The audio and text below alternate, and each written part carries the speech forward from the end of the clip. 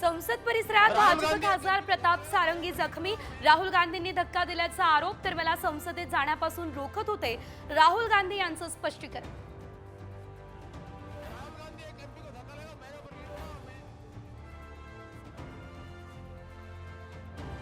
अमित शहा यांच्या वक्तव्याविरोधात विरोधक आक्रमक। संसदेबाहेर इंडिया आघाडीचं तर नागपूरमध्ये विधानसभेबाहेर महाविकास आघाडीचं आंदोलन।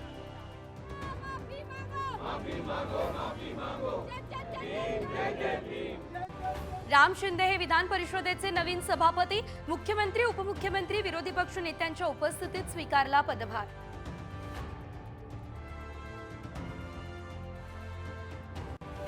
हिवाळी अधिवेशनात खातेवाटप होण्याची शक्यता कमी। मोठ्या खात्यांसाठी रस्सीखेच। नाराजी नाट्य टाळण्यासाठी अधिवेशनात खातेवाटप होणार नाही, साम टीव्हीला सूत्रांची माहिती।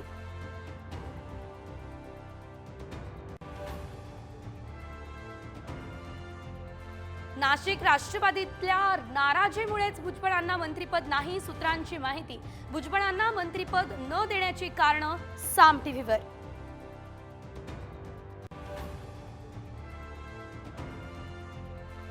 आमदार रणजितसिंह मोहिते पाटील यांना चहूबाजूंनी घेरण्याचा प्रयत्न।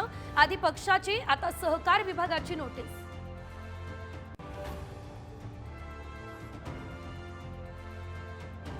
एलिफंटा बोट दुर्घटनेत 13 जणांचा मृत्यू, 2 जण अद्यापही बेपत्ता। शोध सुरू। नीलकमल बोटीत क्षमतेपेक्षा जास्त प्रवासी असल्याचा प्रत्यक्षदर्शींचा दावा।